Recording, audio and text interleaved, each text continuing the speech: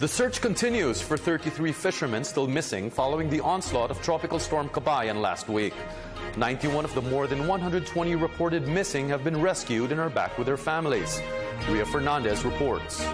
Captain of the boat Marquis Angel Roberto Ortega along with his fellow fisher folks are now safe after their vessel capsized in Bolinao, Pangasinan due to Typhoon Kabayan. Ortega narrates there was no storm yet when they sailed. Unfortunately, they encountered the bad weather while transiting back to shore on Thursday morning. There, they faced and braved a huge wave that was over 20 feet high. Kala ko parang hindi na ano lang talaga, totoo na pala. Katapusan na namin siguro ito, last na siguro, ito na siguro yung huling buhay namin. For 2 days and 2 nights, they were floating at the middle of the sea while tightly clasping onto their capsized boat. Water plant Aragan and seawater became their source of food before they were rescued. Paano po yung rescue sa inyo? Paano po kayo nakanaw?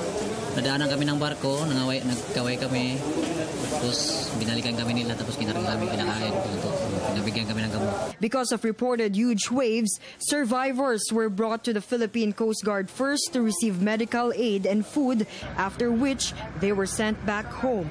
Based on the agency's data, more than 120 fisher folks have been missing because of Kabayan, 91 of which are now safe and accounted for, while 33 are still missing. We're checking baka sakaling may mga nakuha na rin ng mga foreign vessels. Kasi before, merong mga nakuha ng mga foreign vessels, hindi lang kagad na i-report sa atin. PCG plans to meet with local officials to form a guideline in sailing before makes a landfall. Kailangan pag-isipan nating mabuti. May mga balancing interest na kailangan consider, like yung kabubuhay nila at saka on the other side yung safety. For the People's Television, Ria Fernandez.